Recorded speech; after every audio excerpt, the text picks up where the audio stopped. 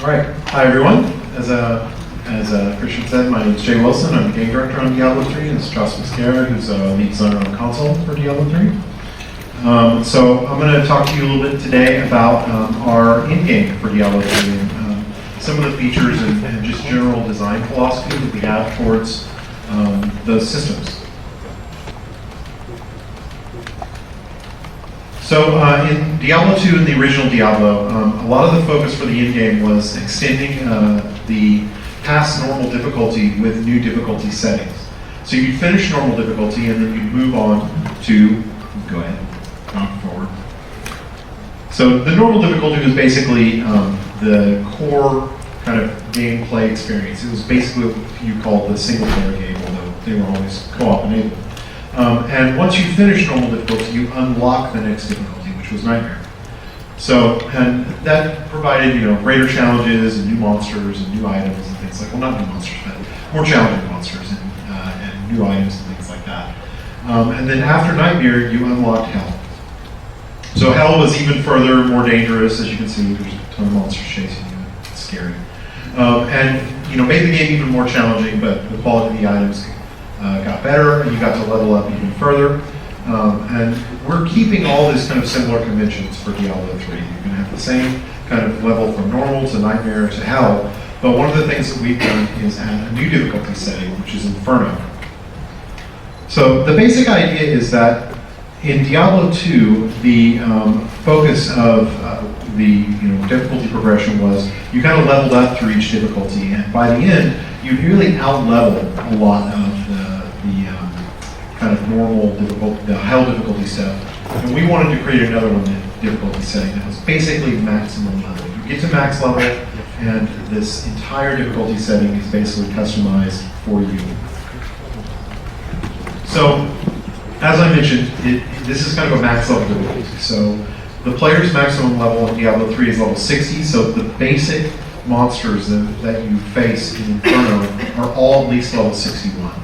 So essentially what this allows us to do is it takes the entire game and kind of flattens it. It says all the content is available at the maximum level and makes the whole game kind of challenging and creates an even greater challenge than players have experienced in the previous games. And the nice thing is that that once you come into this kind of level, you're never basically going to out-level it. Since the player's level can never exceed the level of the even most mundane monsters in this difficulty, it's always going to be a viable place to go and find a challenge for how much power your character gets. All right, and the nice thing about Inferno is that because it's higher difficulty, it has new sets of items that drop specifically in those areas. We've done a lot of cool kind of item stuff with each of the difficulties, but before we get to that, I'll talk about monster progression. So with each difficulty, we change several things. And the first one is we change how monsters interact with you. So the monsters become harder. And what does that mean? Well, we raise their level, and by raising their level, that essentially changes all kinds of attributes on those monsters. So for example, if a monster is fire resistant, they're more fire resistant at a higher level. Their health increases, their damage increases, their speed, movement speed increases. And in general, they become more aggressive. So we have several attributes that kind of control how often monsters attack and how quickly they will pursue you. And all of those things kind of universally decrease as you go into the higher difficulties. And then the last thing we do is we have a lot of monsters that are kind of randomly generated bosses and several powers that can appear on them. And as you go into the higher difficulties, the number of powers that appear in them increases, and we also have some powers that are unique to the higher difficulty levels. All right, so the next thing we do is focus a lot on items. Now in Diablo 2, when you got to the higher difficulty, you got better items, but they actually used the same art that you saw in normal difficulty. So one of the things we've done in Diablo 3 is that every difficulty essentially has its own items. So here we see the first one's a shot of kind of a mid-normal difficulty wizard. The second shot is nightmare difficulty. And the last one is, I think that was a late hell difficulty. So, and this is true for all the classes. Every class kind of gets unique armor looks and unique items as they level up through the entire game. So that's definitely a max level Demon Hunter. So this is the Monk. That's our normal difficulty, early Nightmare, and Inferno. So as you can see, the visual progression really extends far beyond just kind of the normal playthrough. And it gives players something, a reason to continue to level up past normal difficulty. So one of the other things we also focus on is the artisans. So we announced artisans last year, which is essentially crafting. And you can have a variety of different artisans, and each one does some kind of crafting or item enhancement. They have kind of a cart area that you see, you visit them, and as you continue to progress through the game, you'll level those things up. And there are several kind of visual levels of the artisans that are only available in the higher difficulties. So here we have kind of examples of the blacksmith. This one is it's a jeweler. Yeah, it's a jeweler.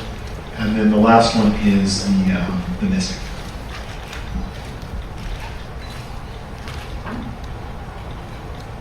So these are some examples of also some in-game items. We have a suit of armor, the one with the orange lettering.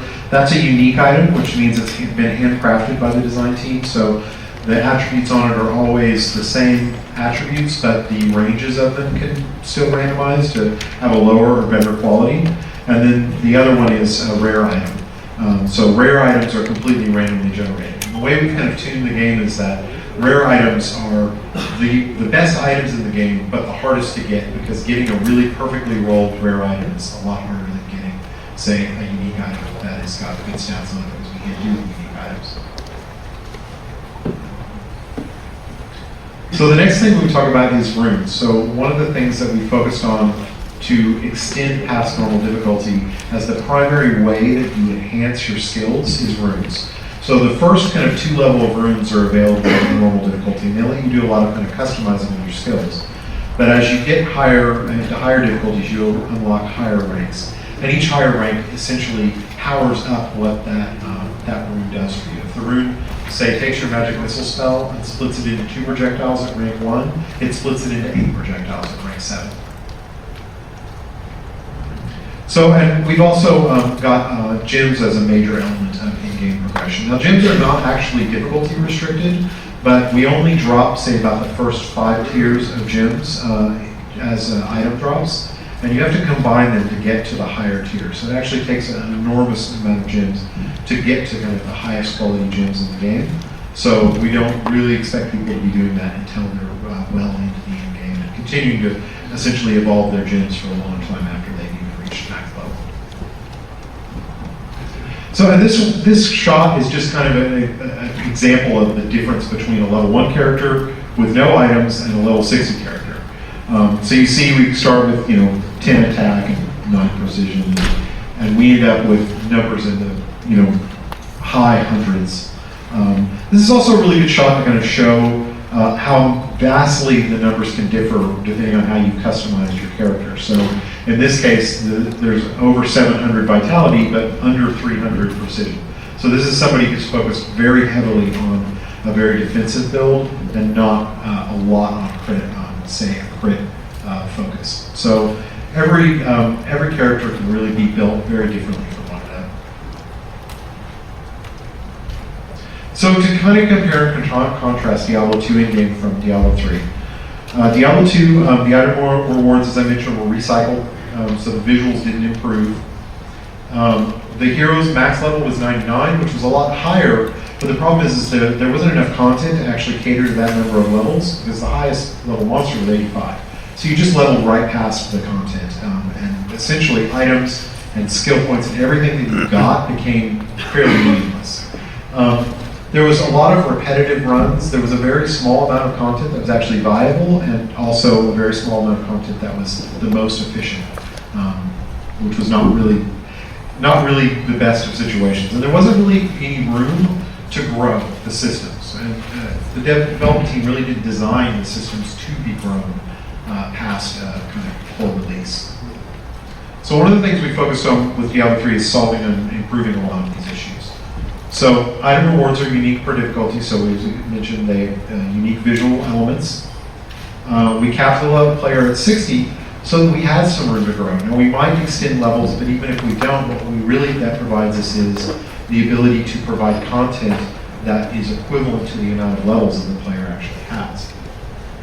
So as I mentioned, max level for monsters is level 61, so there's always a challenge. No matter how much power you gain, there's always a fight to be had that's worth having.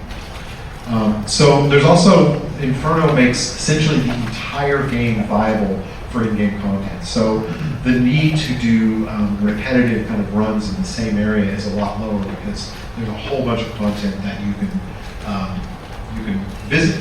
And that's one of the things in the future that we're going to continue to look at, is if we still see people targeting specific areas for efficiency's sake, then we will likely go in and add systems that reward the player for playing a broad diversity of content, which just keeps the game interesting for longer. And we've really designed all these systems to allow us to have kind of room to grow and continue to extend the game for years after release. And the last thing I wanted to mention is we have this cool 3D art that we got done for us. That's the address, I assume. So if you want to go take a look at it, it's really neat. There you go.